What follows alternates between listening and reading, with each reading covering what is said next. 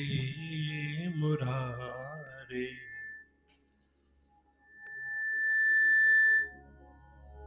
हे नाथ नारायण वासुदेवा। श्री कृष्ण गोविंद हरे मुरारी। हे नाथ नारायण वासुदेवा। श्री कृष्ण गोविंद हरे मुरारे। हे नाथ नारायण वासुदेवा। श्री कृष्ण गोविंद हरे हरे मुरारे। हे नाथ नारायण वासुदेवा। श्री कृष्ण गोविंद हरे मुरारे। हे नाथ नारायण वासुदेवा। श्री कृष्ण गोविंद हरे मुरारी। हे नाथ नारायण वासुदेवा।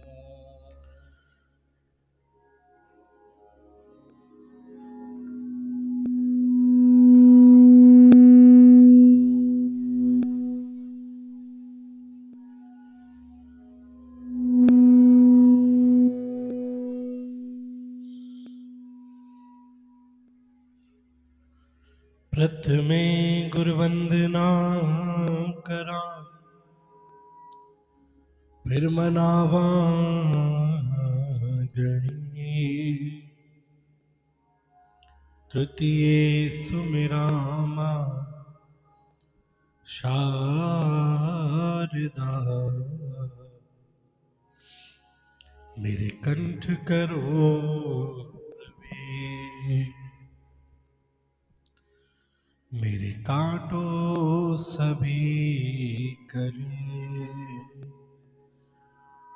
ओम गुरुर्ब्रह्मा गुरुर्विष्णु गुरुर्देवो महेश्वरा। गुरुर्साक्षात् परब्रह्मा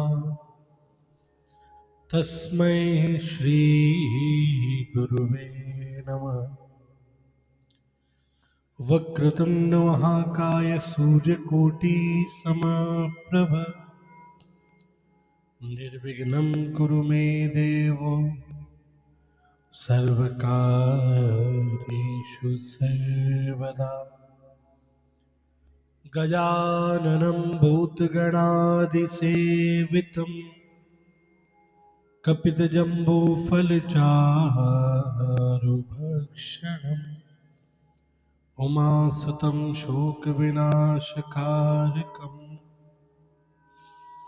नमामि विघ्नेश्वरपादपङ्कजम्। अखण्डमङ्गलाकारं व्याप्तं येन चराचरं, तत्पदं दर्शितं येन तस्मै श्रीगुरुवे नमः।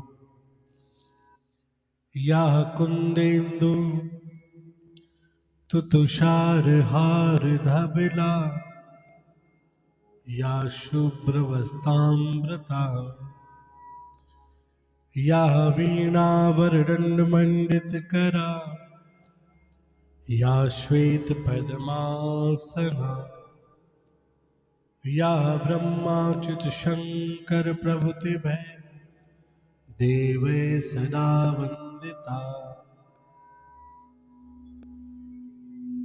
सा मां पातु सरस्वती भगवती निःशेषजाड्यापहा।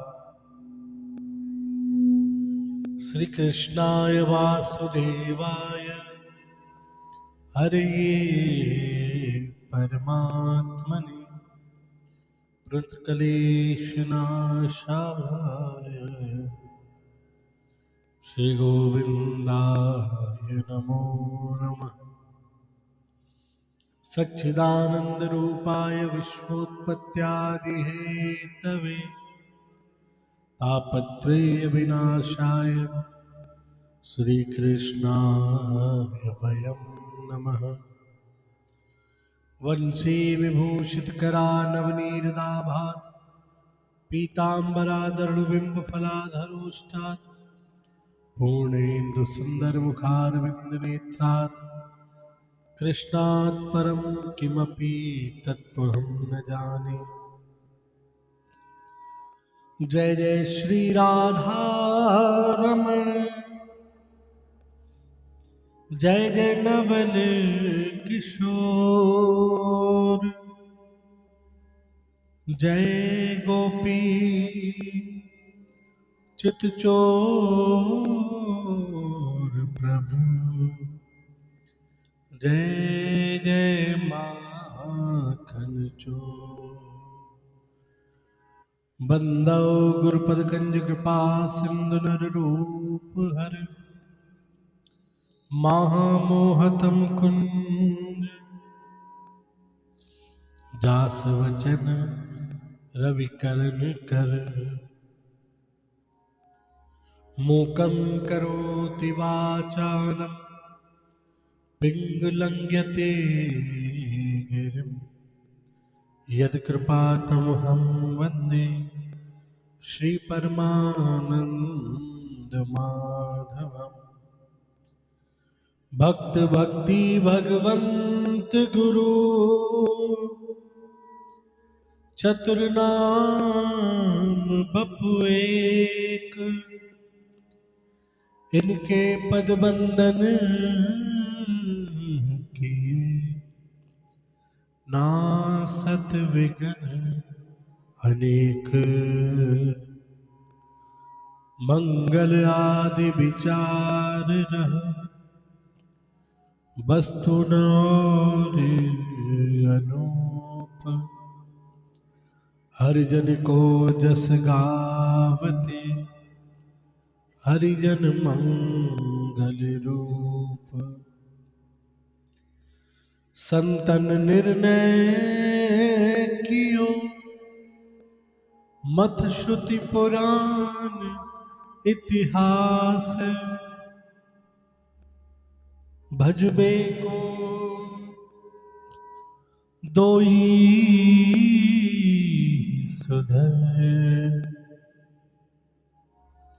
के हरि के हरिदास।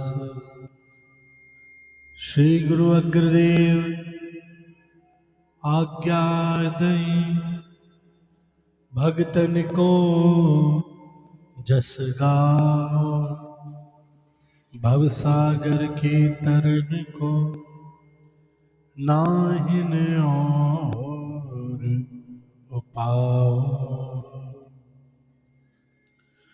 चार जुगन में भक्त जय तिनकी पद की धूल। सर्वस्व सिरधर कियो मेरी जीवन डोर। बार बार बंदन करो श्रीनाभा आभा ऐन। काढ़ो गाभा वैद को श्री भक्त माल रस बैन। श्री प्रियादास के पद कमल पुन बंदो बारंबार। कीन भक्त रस बोधनी टीका अति सुख सार। हरि जियो आन बिराजियो कथा रसिक हरिदास तुम श्रोता भक्त माल की, तुम पद रज हम दास। तुम श्रोता भक्त माल की, तुम पद रज हम दास। श्री कृष्ण कन्हैया लाल की जय। श्री रामचंद्र भगवान की जय।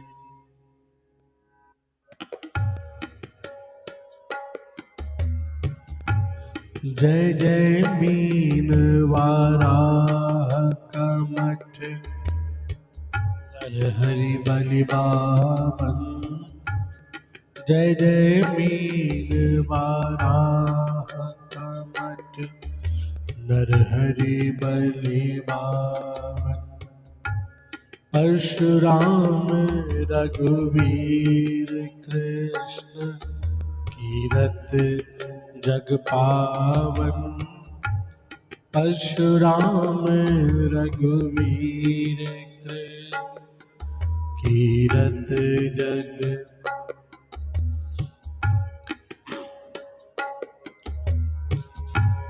बुद्ध कल की अरु व्यास प्रथु, हरिहंस मन वंतर। बुद्ध कल की अरु व्यास प्रथु, हरिहंस मन वंतर। जग ऋषभ है ग्रीव ध्रुव, बरदैन धनवंत। जग ऋषभ है ग्रीव ध्रुव, बरदैन धनवंत।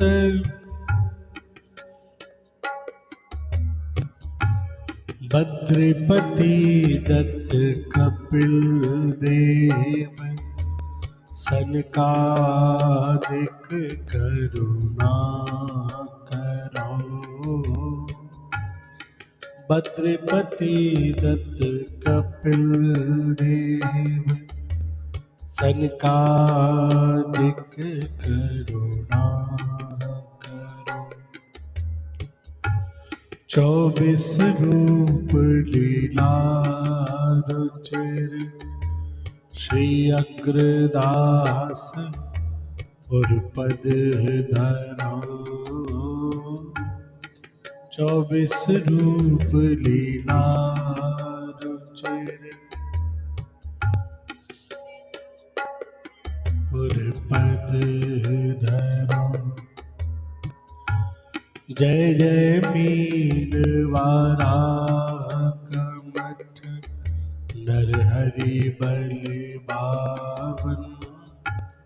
जय जय मीन वाराह, नर हरि। परशुराम रघुवीर कृष्ण, कीरत जग पावन। परशुराम रघुवीर कृष्ण, कीरत। बुद्ध कल की अरु व्यास प्रथु, हरिहंस मन वंतर। बुद्ध कल की अरु व्यास प्रथु, हरिहंस मन वंतर। जग ऋषभ है ग्रीव ध्रुव, बरदैन धनवंतर। है ग्रीव ध्रुव, बरदैन धनवंतर। बद्रिपति दत्त कपिल देव, सनकादिक करुणा करो। बद्रिपति दत्त कपिल, सनकादिक करुणा करो। 24 रूप लीला रचे, श्री अग्रदास और पद धरा। 24 रूप लीला रचे, श्री अग्रदास और पद धरा। जय जय मीन वाराह कमठ, नरहरि बड़े पावन। जय जय मीन वाराह कमठ, नरहरि बड़े पावन। जय जय मीन वाराह कमठ, नरहरि बड़े पावन। जय जय मीन वाराह कमठ, नरहरि बड़े पावन। बोलिए कृष्ण कन्हैया लाल की जय।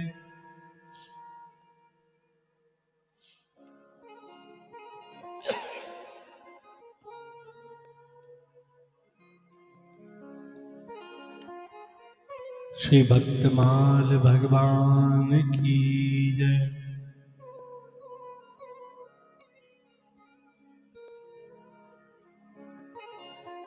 श्री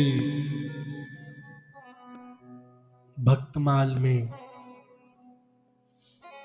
हमने श्रवण किया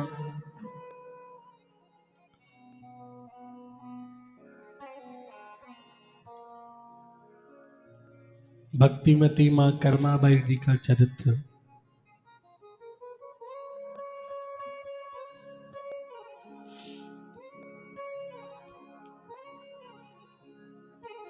जिसमें उन्होंने अपने पिता के द्वारा प्रदान सेवा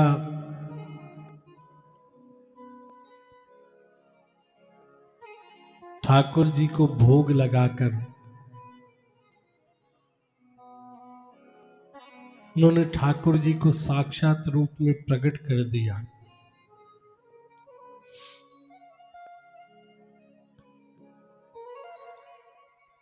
अपने प्रेम अपने वात्सल्य से ठाकुर जी की अनेकों बार दर्शन सह परिवार किया।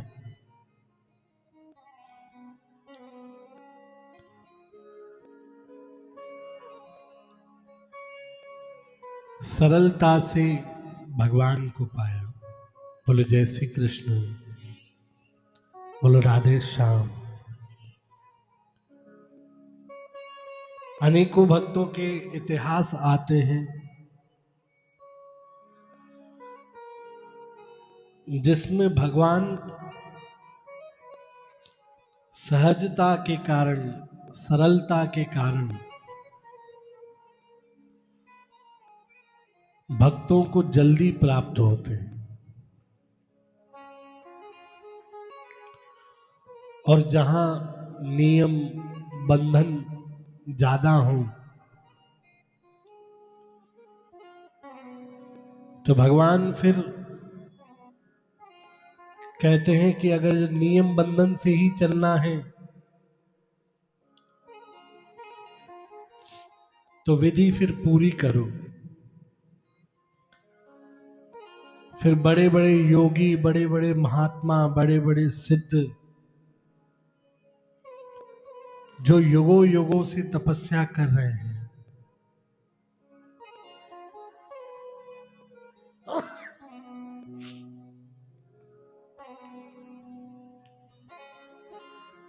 भगवान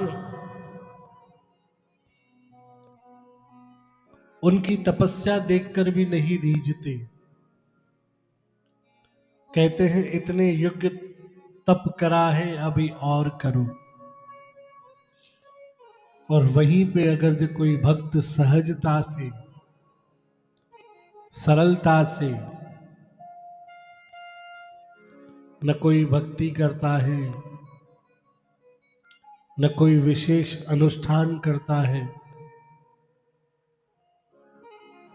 पर अपने गुरु के वचन पे या संत के वचन पे विश्वास रखता है। उस एक छोटी सी डोर के पीछे भगवान खिंचे चले आते हैं। बड़े बड़े नियम धरे रह जाते हैं और मात्र एक छोटा सा कृत्य भगवान को प्रसन्न करा देता है।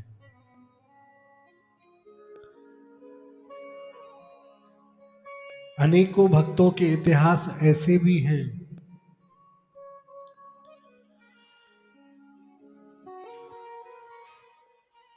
कि जिसमें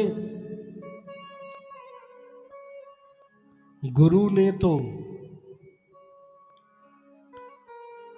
अपने शिष्यों को शिक्षा दे दी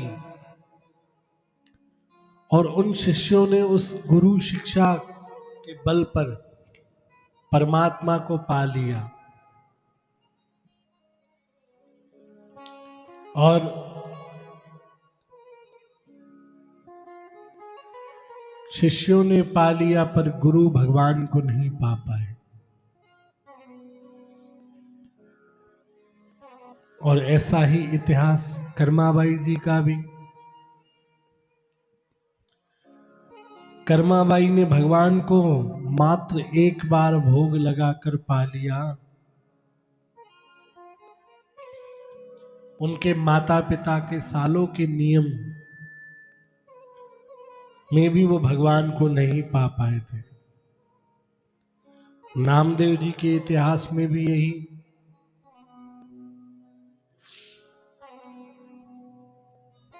कहने का भाव है कि भगवान के आगे हम जितना सरल बनेंगे, भगवान के आगे हम जितना सहज रहेंगे, भगवान उतनी जल्दी हमें अपनाएंगे।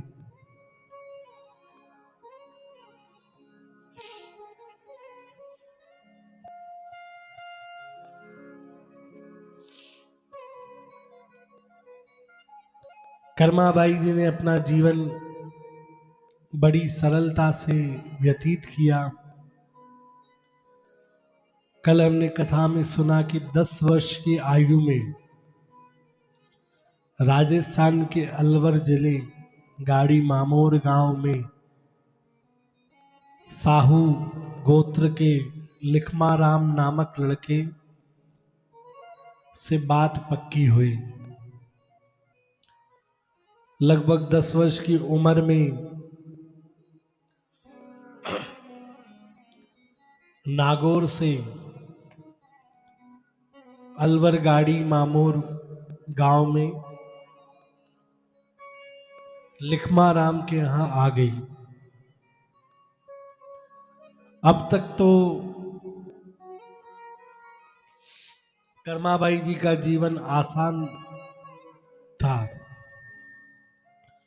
पर जैसे जग विदित है कि भक्तों का जीवन आसान नहीं होता।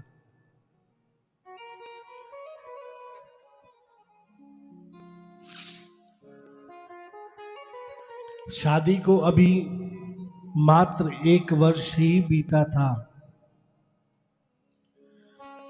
उनके पति का देहांत हो गया।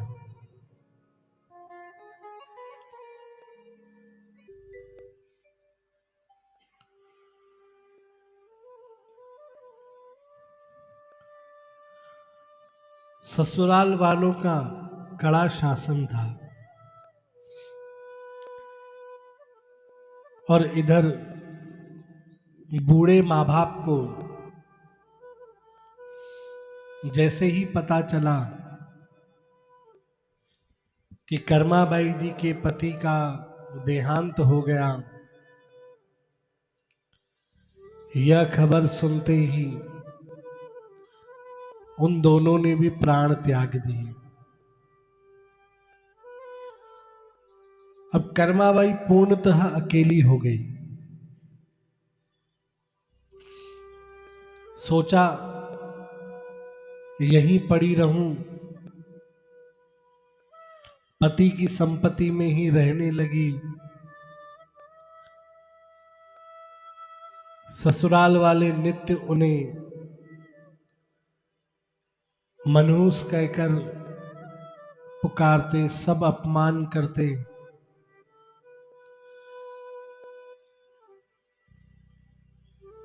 ससुराल से उन्हें कभी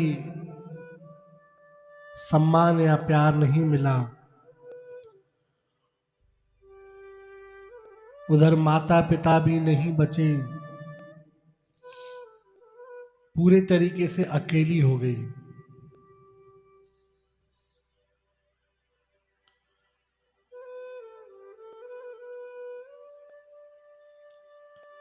पति की कुछ संपत्ति थी,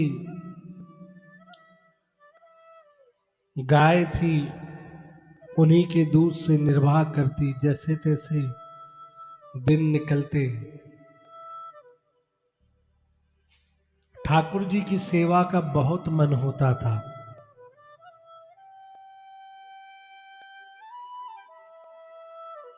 पर ठाकुर जी का श्री विग्रह नहीं था। खुद के भाग्य को बहुत कोसने लगी कि कैसा भाग्य है। पति की मृत्यु हो गई, माँ बाप की मृत्यु हो गई, ससुराल का सहारा नहीं है, कहां जाऊं, कैसे करूं। एक दिन नदी में स्नान करने गई, पहले गाय को नहलाया, फिर खुद स्नान करा। नहाते नहाते उनके पैरों से एक वस्तु टकराई।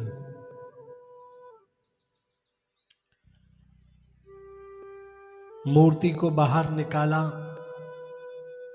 उस वस्तु को बाहर निकाला तो वह एक मूर्ति थी,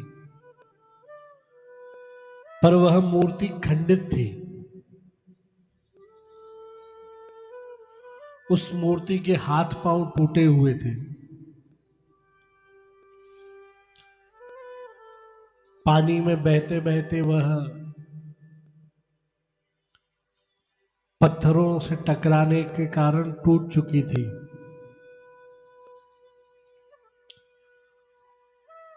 और जहां से वो टूटी हुई थी, जल में पड़े रहने के कारण, पत्थर की चोट लगने के कारण गोल गोल हो गई और स्वरूप मानो जगन्नाथ भगवान का हो। ऐसा मानो कि ठाकुर श्री जगन्नाथ जी स्वयं श्री कर्माबाई जी के पास चलकर आए हों। मूर्ति उठाई, विग्रह देखा, भाव विभोर हो गई। सीने से लगाया कि मेरे ठाकुर कहकर रोने लगी। जल्दी जल्दी बाहर आई, किसी पंडित पुजारी को दिखाई कि यह मूर्ति कौन से भगवान की है। उस पंडित जी ने देखा कि भाई इस मूर्ति के हाथ नहीं है, पांव नहीं है, तो सहज में कह दिया कि ये जगन्नाथ जी की मूर्ति है। तुरंत गई, चौकी लगाई, आसन बिछाया, भोग तैयार किया,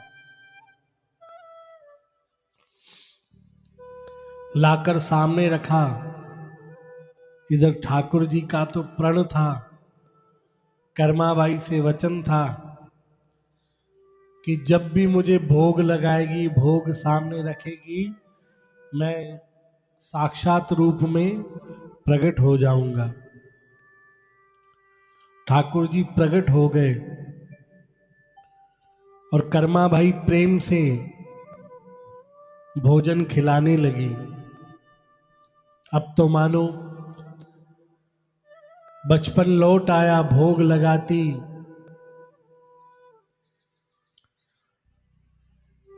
घंटों बैठकर ठाकुर जी से बातें करती।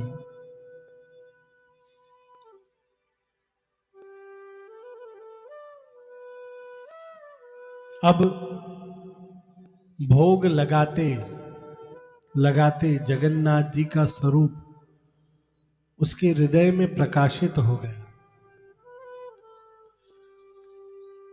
जब नेत्र बंद करे उन्हें श्री जगन्नाथ महाप्रभु दिखाई दे। जब नेत्र बंद करे श्री जगन्नाथ महाप्रभु की झांकी दिखाई दे। स्वप्न में श्री जगन्नाथ ठाकुर की लीलाएं चले। 15-16 वर्ष की आयु हुई। मन में भाव आया कि मैं यहां क्यों पड़ी हूं, मेरा कौन है यहां। जगन्नाथ जी मेरे पास आकर लीला करते हैं, क्यों न मैं उनके ही धाम जाकर रहूं, उनके निकट जाकर रहूं। अपने विग्रह को लेकर चल पड़ी पुरी की ओर, नीलाचल धाम की ओर। कर्माबाई जी को विग्रह को लेकर पुरी पहुंची, जगन्नाथ धाम पहुंची, दर्शन किया। जगन्नाथ जी, बलभद्र जी, सुभद्रा जी, सुदर्शन भगवान विराजमान थे। श्री महाप्रभु के चरण चिन्ह के दर्शन किए, खूब आनंद हुआ। जब दर्शन किया मन में भाव आया कि मेरे पास जो जगन्नाथ जी हैं और इस मंदिर में जो जगन्नाथ जी विराजमान हैं, इन दोनों में क्या फर्क है। इनके पास तो पूरी दुनिया आती है और मेरे ठाकुर जी के, जो मेरे घर के ठाकुर हैं, उनके पास तो कोई भी नहीं आता। क्या कहीं जो मेरी गोद में ठाकुर हैं वह छोटे हैं और मंदिर वाले बड़े हैं, ऐसा विचार कर ही रही थी। दर्शन हुआ, वेदी पर विराजमान जगन्नाथ जी बड़े विग्रह से छोटे से लाला बन गए। अब तो खुशी से फूले नहीं समाई कि जो मंदिर में बैठा है वह भी मेरा ही लाला है और मेरे लाला और जगन्नाथ में कोई भी भेद नहीं है। तो रोज रोज धक्का मुक्की खाकर मैं कहां दर्शन करने आऊं। एक बार हो गया दर्शन, अब मंदिर के पास ही छोटी सी कुटिया ले ली। प्रतिदिन मंदिर की ध्वजा का दर्शन कर लेती और खूब खिचड़ी बना के ठाकुर जी को भोग लगाए और भोग लगाने के बाद ठाकुर जी का प्रसाद सब भक्तों में बांटे। कर्मा जी की हाथ की खिचड़ी, वो भी भगवान के मुख लगी हुई। अब विचार करो, एक प्रसाद तो हम भगवान के आगे रखकर भोग लगाते हैं तो उस प्रसाद का भी स्वाद एक अलग होता है, पर जहां खिचड़ी साक्षात ठाकुर जी कर्माबाई के हाथ से खाते थे और वही साक्षात भोग लगी हुई खिचड़ी जब सब में बंटती थी, तो जो भी उस प्रसाद को खाता था उन्हें साक्षात ठाकुर जी का अनुभव होता था।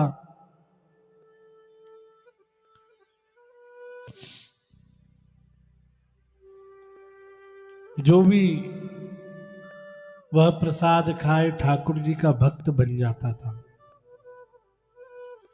अब धीरे धीरे कर्माबाई की खिचड़ी की महिमा पूरे जगन्नाथपुरी में फैल गई। अब बहुत से लोग खिचड़ी खाने भी आते और बहुत सारी सामग्री दाल चावल इत्यादि कर्माबाई को दे भी जाते।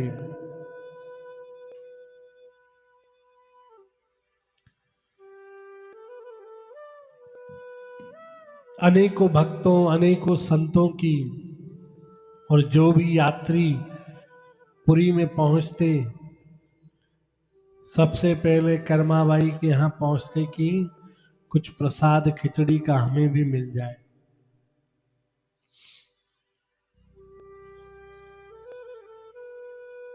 पहले तो कर्माबाई खिचड़ी लेकर ठाकुर जी को भोग लगाकर जगन्नाथ मंदिर के बाहर बैठकर सबको बांटती। पर अब धीरे धीरे प्रसाद इतना ज्यादा बनने लगा खिचड़ी का, जो कर्माबाई वह पात्र उठा नहीं पाती। अब कर्माबाई अपनी कुटिया में ही बैठे बैठे ठाकुर जी को भोग लगाती और अपनी कुटिया में ही वो प्रसाद खिचड़ी का बांटती। अब पुरी के बाहर भी कर्माबाई की ख्याति फैल गई, दूर दूर से लोग आने लगे। अब कर्माबाई की ख्याति लोगों से होते हुए जगन्नाथ धाम में विराजमान बलभद्र सुभद्रा सुदर्शन तक भी पहुंच गई। बोलो जय श्री कृष्ण। एक दिन सवेरे सवेरे का समय था। जगन्नाथ जी की रसोई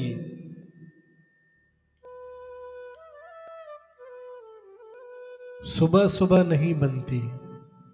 आज भी वहां पर भंडारा होता है, भगवान को जो भोग लगता है दिन में 12 बजे तक बनता है।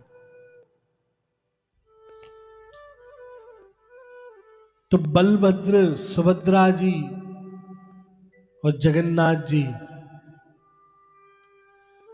विचार करते कि रसोई जो बनती है 700 चूल्हे हैं, भोग बनता है, देर हो जाती है। और दूसरी जगह भोग लगता है तो भोग कैसे लगाते हैं, भगवान के आगे रखते हैं और पर्दा लगाते भोग लगता है। और श्री जगन्नाथ धाम में बताते हैं कि ठाकुर जी विराजमान यहाँ पे हैं और बीच में पूरी दर्शनार्थियों की भीड़ है। उस भीड़ के बाद एक हॉल बना हुआ है, भोग वहां पर रखते हैं। भाव यह है कि भगवान पास की चीज ग्रहण नहीं करते, दूर अपने हाथ फैलाकर उठा उठा कर खाते हैं।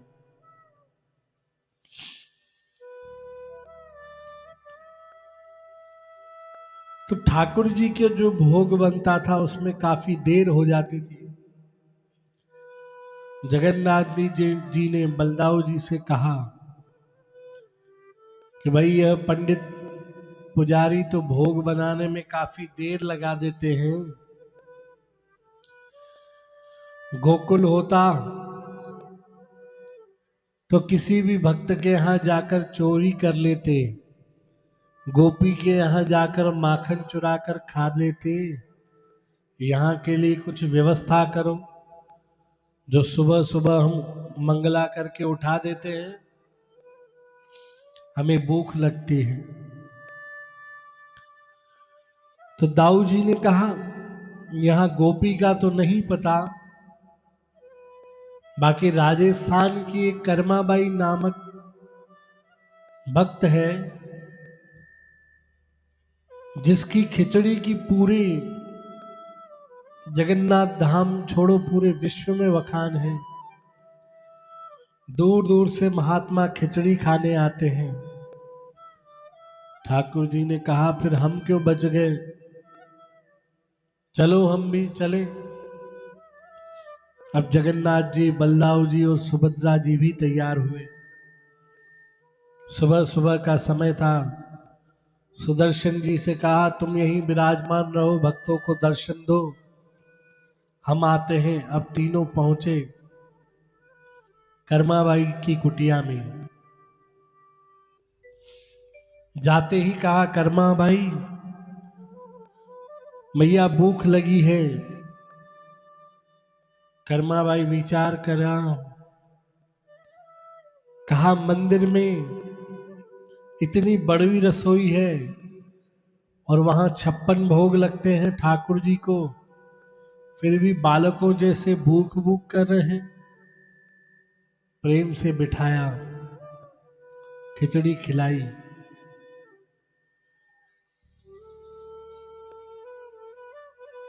जैसे ही ठाकुर जी ने खिचड़ी खाई,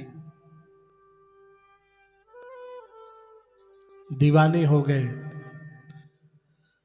अब रोज सुबह सुबह जल्दी पहुंच जाए कर्माबाई के पास और खिचड़ी खाए।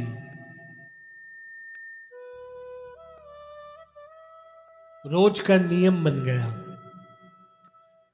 ठाकुर जी रोज सुबह सुबह आए और कर्मा बाई से कहें जल्दी कर्मा। और ऐसा भी वर्णन है कि कर्माबाई का नाम तो कुछ और था, पर ठाकुर जी जब उन्हें कहते थे जल्दी कर्मा, जल्दी कर्मा, जल्दी कर्मा, ऐसे कर कर उनका नाम कर्मा ही पड़ गया।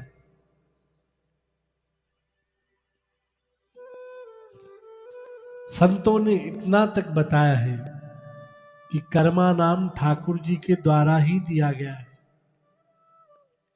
असली नाम तो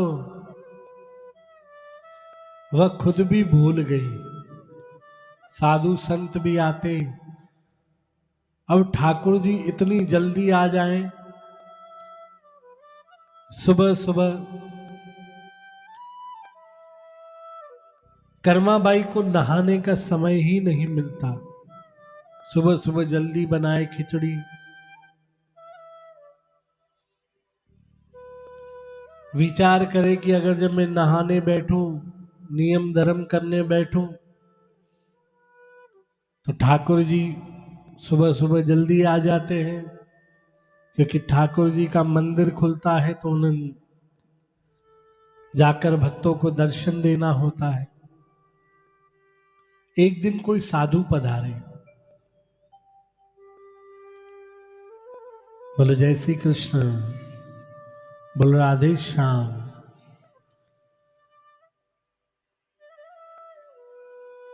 जाकर भोग के लिए याचना करी, पर देखा कि कर्माबाई तो अभी उठी है और नहाया भी नहीं है, मंजन भी नहीं किया है, और भगवान का भोग सिद्ध करने बैठ गई। साधु बड़ा क्रोधित हुआ। उनने कहा कि भाई मैंने इतना नाम सुना था, इतनी ख्याति सुनी थी कि जगन्नाथपुरी में जाओ तो कर्मा की खिचड़ी जरूर खाना, कर्माबाई की खिचड़ी जरूर खाना। पर यहां तो भाई ऐसी बात है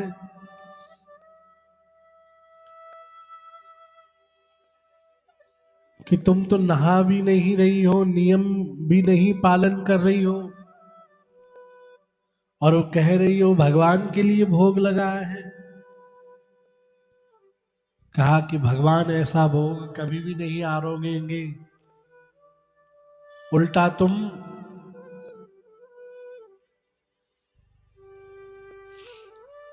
बहुत पाप इकट्ठा कर रही हो। कर्माबाई यह सब सुनकर बहुत डर गई। साधु ने कहा, मैं आज तुम्हें पाठ पढ़ाता हूं, ठाकुर जी को कैसे भोग लगाते हैं। स्वच्छ हो जाओ पहले।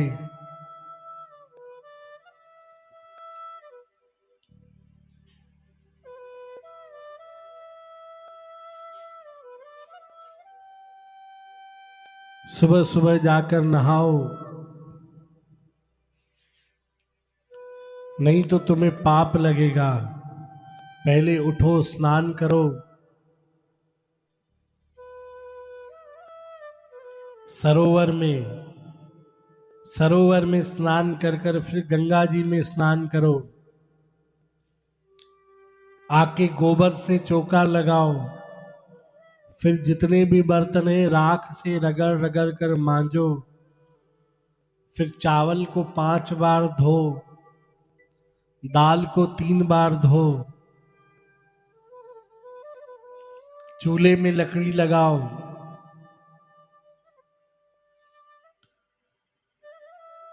लकड़ी में कीड़े होते हैं, अग्नि लगाते ही सब मर जाए तो अपराध बनता है। इसलिए ये लकड़ी को भी धोकर सुखाओ, फिर अग्नि जलाओ। बर्तन रखकर खिचड़ी बनाओ। अब साधु ने इतना बड़ा नियम बता दिया। साधु आज्ञा देकर चले गए और कर्माबाई को खूब डरा के गए कि यह नियम पालन नहीं करोगी तो खूब अपराध लगेगा, खूब पाप लगेगा, खूब नरकों की आग में जलोगी। तो कर्माबाई भोली भाली जैसा साधु ने कहा वैसा नियम पालन करने लगी। उठी, पहले जाकर सरोवर में स्नान किया, उसके बाद जाकर गंगा जी में स्नान किया। गोबर से पूरा आंगन को लीपा, ध्यान किया, सारे नियम करने लगी। इतने में ठाकुर जी आ गए। कहने लगे, जल्दी कर मां। कर्मा ने कहा, अभी तो मैं नहा कर आई हूं, अभी तो चौका लगाना है, अभी तो बर्तनों को साफ करना है, लकड़ी को धोकर सुखाना है, फिर भोग बनाऊंगी, फिर आपको पवाऊंगी। बोलो जय श्री कृष्ण। गोबर लीपूं, बर्तन साफ करूं, फिर भोजन बनाऊं, यह सब करते करते ठाकुर जी इंतजार करने लगे। पर समय 12 बज गई। खिचड़ी बढ़ते बढ़ते जैसे तैसे तैयार हुई। ठाकुर जी बैठे कर्मा जी की गोद में। अभी एक कौर खाई ही थी कि मंदिर में भोग की घंटी बज गई और ठाकुर जी जाने लगे। अब मंदिर में भोग लगाना है।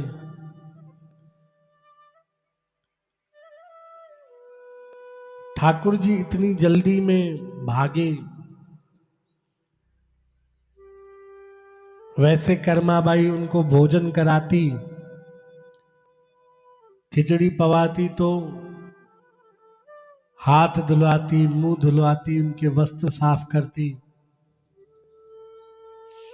जैसे छोटे बालकों को हम खिलाते हैं तो खिलाने के बाद उनको पूरा स्वच्छ करते हैं। पर यहाँ ठाकुर जी ने आज मात्र एक ही कौर खाई और मंदिर की ओर भागने लगे। तो न आचमन करवाया, न मुख साफ किया। मुख पे खिचड़ी लगी, हाथों में खिचड़ी लगी, कुछ कपड़ों पर गिरी। मंदिर पहुंचे, पुजारी जी ने पट खोला, भोग पधराया। देखा ठाकुर जी को तो पहले ही मुख पर खिचड़ी लगी है, वस्त्रों पर खिचड़ी लगी हुई है। पूछा, हरि से मुंह पर खिचड़ी लगी है? लोग कहेंगे पुजारी खाना नहीं देते हैं या भोग नहीं लगाते। हम अब से ठाकुर जी की सेवा नहीं करेंगे। यहाँ आपके लिए 56 भोग तैयार करते करते सुबह से हम थक जाते हैं और आप जाकर यूं बाहर जाकर खिचड़ी खाकर आ रहे हो। बोले जय श्री कृष्ण। अब ठाकुर जी फंस गए, इधर भी भक्त और उधर भी भक्त। ठाकुर जी ने सारी की सारी बात पुजारी से कही दी, खुलकर बताई। कहा कि एक मेरी प्यारी कर्माबाई है जो सुबह सुबह खिचड़ी खिलाती है। उसकी खिचड़ी के आगे सारी सामग्री फीकी है। तो पुजारी ने कहा हमें भी खिलाओ।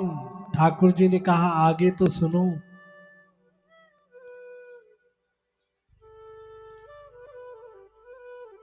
रोज मजे से सवेरे खाते, फिर दिन में यहां भोग लगाते थे। पुजारी ने पूछा समस्या कहां गई? ठाकुर जी बोले समस्या यह है कि एक बूढ़े साधु, ज्ञानी साधु ने कर्मा के घर गए, उन्हें नियम धर्म समझाया, ये करो वो करो। पुजारी ने कहा कि कहा तो गलत नहीं है, समझाया तो सही है। ठाकुर जी ने कहा गलत नहीं है, पर उसकी भक्ति की जो अवस्था में है उसमें नियम स्वतः ही छूट जाते हैं। इसलिए जाओ उस साधु के घर डांट फटकार लगाओ और कहो कि कर्मा से कहे जाकर कोई नियम पालन ना करे, जैसे भोग लगाती थी वैसे ही लगाए। पुजारी पहुंचे, सारी बात बताई कि तुम्हारे नियम धर्म के कारण ठाकुर जी भूखे रह गए, बहुत क्रोधित है तुम पर। साधु के पैरों तले जमीन खिसक गई। कहा कि मेरा पूरा जीवन गुजर गया ठाकुर जी की भक्ति करते करते।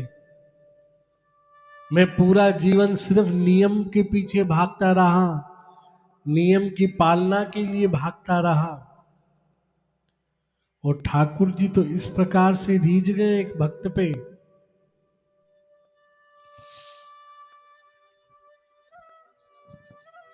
आज तक कभी मुझे ठाकुर जी का आभास तक नहीं हुआ। धन्य है कर्माबाई, जिसके घर जाने के लिए ठाकुर जी तरस रहे हैं।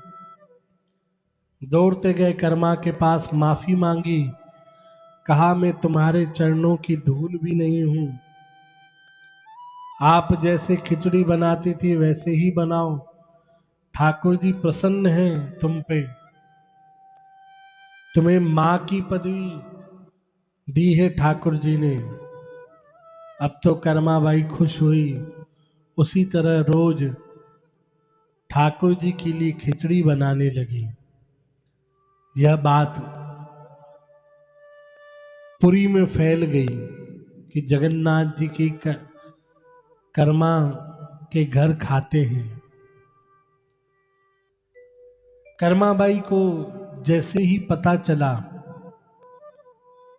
कि यह लीला प्रसिद्ध हो गई है कि ठाकुर जी साक्षात कर्माबाई के यहाँ खाते हैं, बहुत व्याकुल हो गई।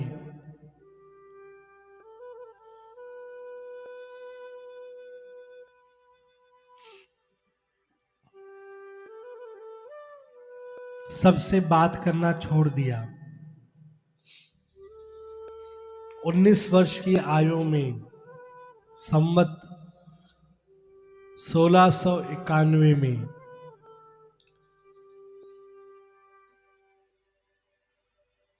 मां का दर्जा दे दिया था श्री जगन्नाथ जी ने। 25 जुलाई 1634 में शरीर छोड़ दिया।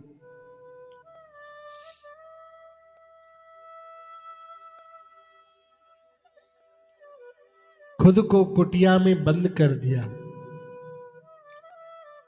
क्योंकि ठाकुर जी ने प्रण लिया था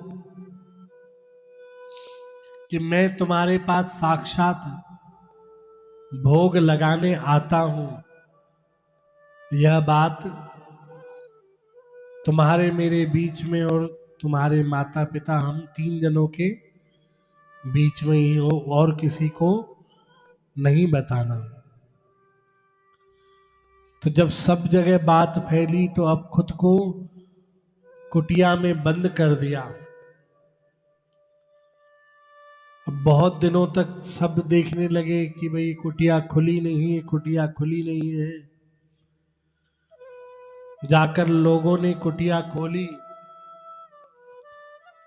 तो कर्माबाई का शरीर मिला ही नहीं। संतों का कहना है कि कर्माबाई सशरीर ठाकुर जी के धाम पधार गई। जब बात पता पड़ी सबको, सबने कर्माबाई की कुटिया की रज उठाकर मस्तक पे लगाई। 5 दिन तक ठाकुर जी ने भोग नहीं लगाया।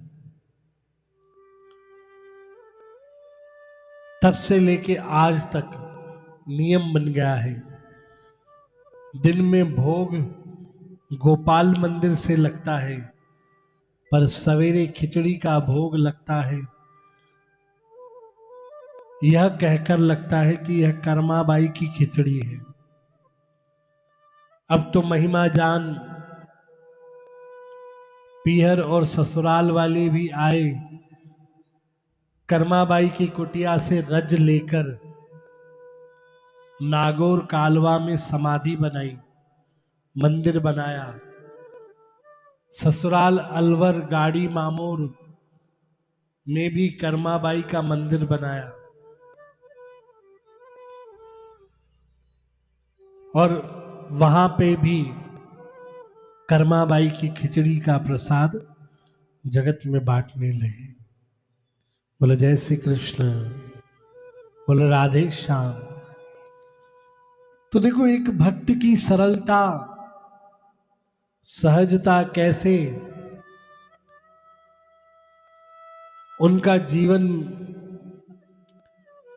ठाकुर जी को पूरा का पूरा समर्पित कर दिया। एक बात से ही लेकर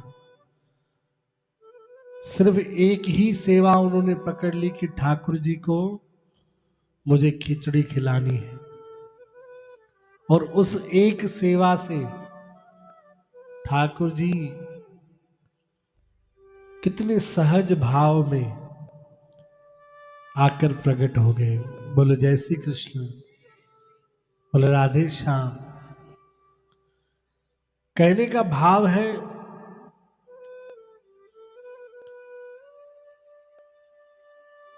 कि जितनी सरलता हम रखेंगे, जितनी सहजता रखेंगे, ठाकुर जी जल्दी प्रसन्न होते हैं। और हम अपने आप को बड़ा बताने लगेंगे, हम अपने आप को बड़ा कहने लगेंगे कि भाई मैं बहुत बड़ा भक्त हूं, मैं बहुत बड़े बड़े नियम पालन करता हूं, मुझसे बड़ा तो कोई है ही नहीं भगवान का भक्त। तो भगवान कहते हैं मेरा बड़ों से कोई काम नहीं। जो बड़े बड़े भक्त हैं भगवान उनको लाइन में लगा कर रखते हैं, और जो सहज भाव से भगवान के आगे छोटे बनकर आते हैं, भगवान उनको खुद उठाकर गले से लगाते हैं।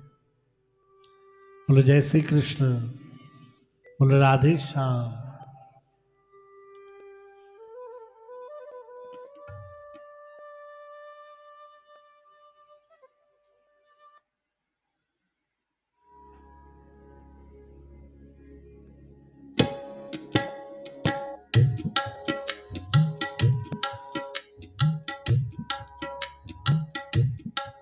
जिस हाल में, जिस देश में, जिस वेश में रहो, जिस हाल में, जिस देश में, जिस वेश में रहो, राधा रमण, राधा रमण, राधा रमण कहो, राधा रमण, राधा रमण कहो। संसार में, परिवार में, व्यवहार में रहो, संसार में, परिवार में, व्यवहार में रहो, राधा रमण, राधा रमण, राधा रमण कहो, राधा रमण, राधा रमण, राधा रमण कहो, जिस हाल में, जिस देश में, जिस वेश में रहो, राधा रमण, राधा रमण, राधा रमण कहो, राधा रमण, राधा रमण, राधा रमण कहो।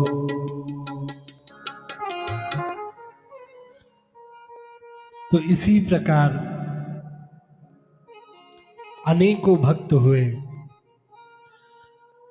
जिनका श्री नाभादास जी ने श्री भक्तमाल ग्रंथ में वर्णन किया है। और श्री भक्तमाल ग्रंथ को श्रेष्ठ इसलिए माना गया है कि अन्य तो शास्त्र, ग्रंथ, पुराण, उन सब में भगवान की महिमा गाई हुई है और वह भक्तों को आनंद देने वाली है।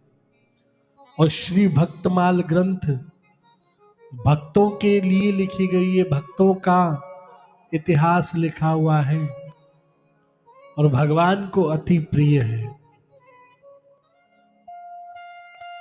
नाभादास जी की कृपा के द्वारा श्री प्रियादास जी ने जब भक्तमाल की आगे महिमा करी, अलवर के ही एक साहूकार जब उन्होंने प्रियादास जी के सामने बैठकर कथा सुनी, श्री भक्तमाल का वर्णन सुना, प्रियादास जी वर्णन कर रहे थे कि जब हम भक्तों का चरित्र सुनते हैं, भक्तों का इतिहास सुनते हैं, साक्षात भगवान प्रकट होकर वहां पर विराजमान होते हैं। तो वर्णन कर रहे थे कि कभी किसी का अंत समय आए,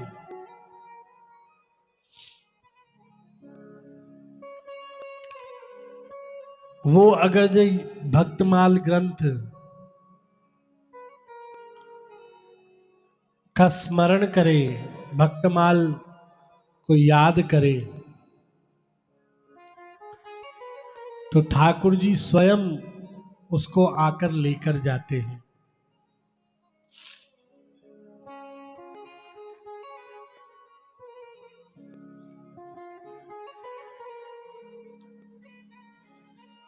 तो उन साहूकार ने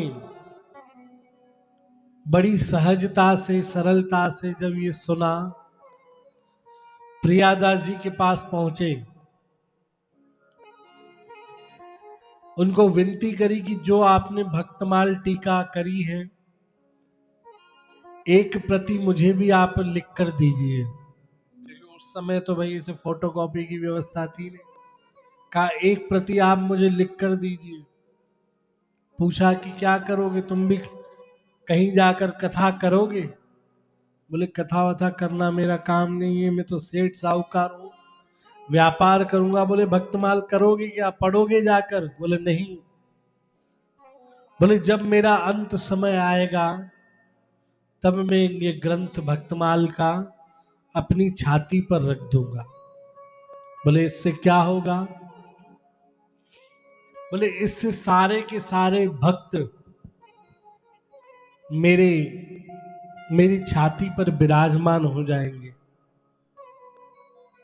और भक्त विराजमान होंगे तो ठाकुर जी भी विराजमान होंगे। प्रियादास जी को उनके मन का भाव बहुत अच्छा लगा। उन्होंने उनसे कुछ महीने रुकने के लिए कहा, जब तक वो लिपि तैयार करे प्रति। कुछ दिन गुजरे, प्रियादास जी ने उन्हें श्री भक्तमाल ग्रंथ लिख कर दे दिया। अब वो साहूकार घर पहुंचे अलवर में, अपने बेटों को कह दिया कि जब मेरा अंत समय आए ये भक्तमाल ग्रंथ मेरे सीने पर रख देना। कहा ठीक है। अब वो दिन आए गए हुए, बहुत समय बीता। कुछ समय से उस व्यक्ति की तबीयत खराब रहने लगी। उन्हें महसूस हुआ कि बस अब लगता है प्राण नहीं बचने वाले। कंठ बंद हो गया था। अपने बेटों को जैसे तैसे बुलाया और जहां भक्तमाल ग्रंथ रखा था उस ओर इशारा करने लगा। पहले तो नहीं समझे, पर जैसे तैसे इशारे से उन्हें समझ आई कि ये भक्तमाल ग्रंथ की ओर इशारा कर रहे हैं। एक बेटे को याद आया कि उन्होंने कहा था जब मेरा अंत समय आए तो इस ग्रंथ को मेरी छाती पर रख देना। बेटों ने ऐसा ही किया, भक्तमाल ग्रंथ उठाकर उनकी छाती पर रख दिया। और जैसे ही वह ग्रंथ उस सेठ की छाती पर रखा गया, परम शांति का अनुभव करने लगा। अनेकों भक्तों के उसे दर्शन होने लगे, अनेक भक्तों के चरित्र उसके स्मरण में आने लगे। ठाकुर जी स्वयं आकर उस साहूकार को लेकर गए। अब यह घटना खूब फैली। अब उसी अलवर जिले में खूब सारे लोगों ने भक्तमाल की प्रति बनवा ली। और अब तो जो भी वहां पर, आज तक भी वहां पर नियम है कि जो भी भगवत धाम पधारने वाला होता है, भक्तमाल जी उनके सीने पर पधरा दी जाती है। और उसके बाद तो संतों में भी नियम बन गया कि भक्तमाल को निरंतर अपने कंठ में धारण करने लगे। जैसे ये कि तुलसी की कंठी के अंदर सभी भक्त पूरी की पूरी भक्तमाल, अब भाई टेक्नोलॉजी है तो छोटी सी ही पर्ची में पूरी की पूरी भक्तमाल, और इसी में ही ब्रजरज सभी तीर्थों की रज होती है और श्री भक्तमाल जी विराजमान होती है।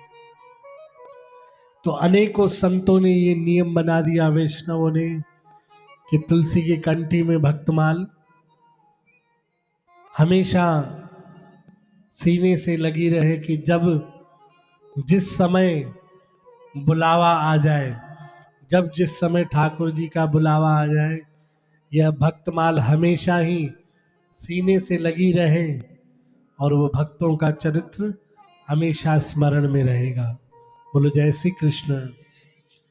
तो ये ग्रंथ की महानता है कि इसे पढ़ने से तो अनेकों भक्तों की कृपा प्राप्त होती है, पर यह ग्रंथ भी सिर्फ दर्शन मात्र से भी, सिर्फ स्पर्श मात्र से भी भक्तों की कृपा होती है, कि यो क्योंकि भगवान को प्रिय है।